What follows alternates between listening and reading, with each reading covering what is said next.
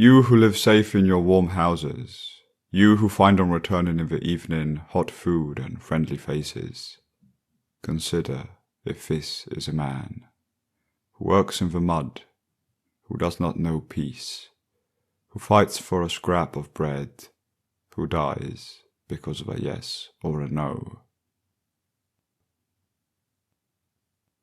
Following the defeat of Nazi Germany and the discovery of the heinous atrocities committed by the Nazi regime, the world was left reeling.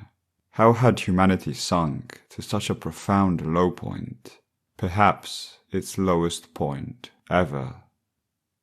Scholars and intellectuals understandably sought to comprehend how such a tragedy could occur, and they meticulously analyzed the ideology of Nazism, exposing its not-so-hard-to-find flaws, such as the pervasive social Darwinism and biological essentialism. In the beginning of the 20th century, biological essentialism had been a popular position among academics, but it had come under fervent attack by none other than Franz Boas, the father of modern anthropology. After the war, his students, among them Margaret Mead, along with academics like Ashley Montagu and Burrhus Frederick Skinner, were perhaps even more passionate in their distrust of biological explanations for human behavior. They embraced and extended the ideas of their mentor, in some cases supporting the notion that humans are birthed with no innate mental content. This has came to be known as the blank slate hypothesis, according to which humans come into the world without predetermined traits or rules of behavior. With a sobering realization that the belief in inherent biological superiority was not only misguided but also deeply perilous, the blank slate hypothesis emerged as a ray of hope, shining brightly as the farthest possible stance from the biological essentialism promoted by the Nazis. Its moral appeal was undeniable, a resolute promise to avoid repeating the tragic mistakes of the past. Against this backdrop, emerging from the depths of one of humanity's darkest chapters, a new generation of intellectuals were left to devise a philosophy that could help make sense of the world. Perhaps an impossible challenge. Postmodernists were quick to embrace the idea that there was no fixed human nature, guided by the science of the times. In 1966, Foucault wrote, "To all those who still ask themselves questions about what man is in his essence, we can answer only with a philosophical laugh." In a way, viewing men as white canvases to fill was a beautiful idea.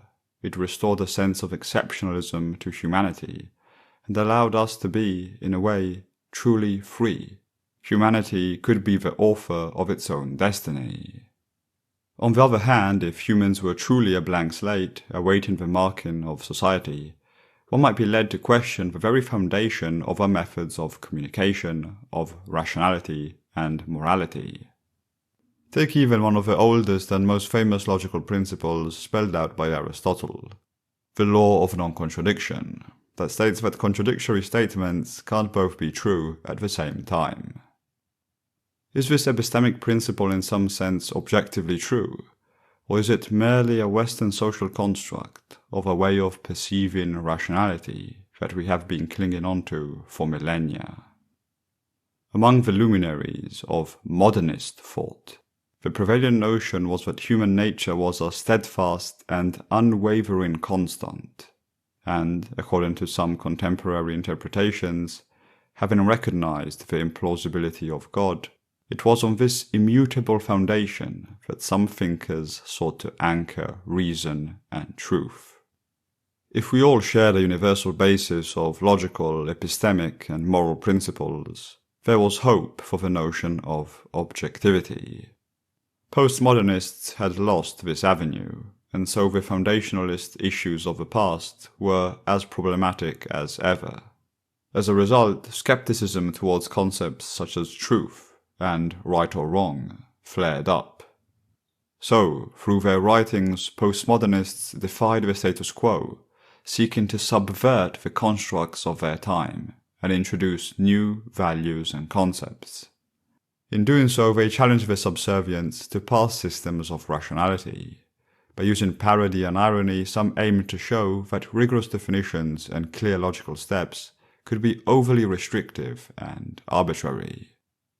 The hope was to open the door to new epistemic principles or reconceptualize the current ones in more fluid or dynamic ways, ushering in a transformative shift in the prevailing narrative.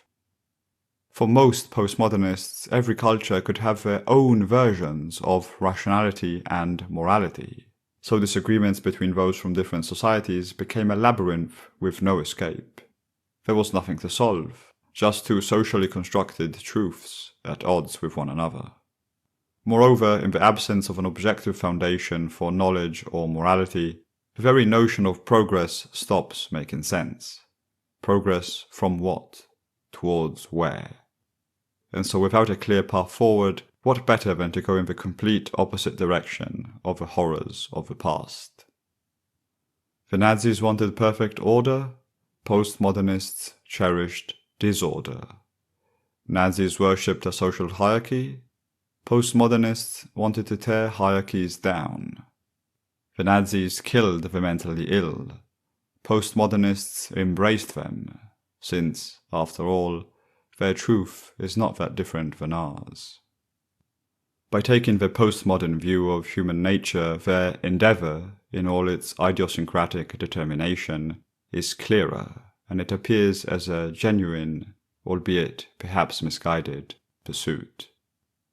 It challenges us to deconstruct the foundations of our entrenched beliefs and question the very essence of truth and morality, in the hopes of paving the way for new paradigms of thought to emerge. Or, as Foucault would say, anthropology constitutes perhaps the fundamental arrangement that has governed and controlled the path of philosophical thought from Kant until our own day. This arrangement is essential since it forms part of our history, but it is disintegrating before our eyes since we are beginning to recognize and denounce in it, in a critical mode, both a forgetfulness of the opening that made it possible and a stubborn obstacle standing obstinately in the way of an imminent new form of thought. Philosophical and cultural movements emerge for a multitude of reasons. We have purposefully focused greatly on the beliefs regarding human nature to provide a simple, reductive analysis of the genesis of postmodernism, singling out what was, in our estimation, the most important factor. The last quote of Foucault we just read showcases why. This does not mean that there were not other important influences. Lastly, I would be remiss if I didn't mention that our days the consensus of anthropologists has shifted away from the blank slate hypothesis.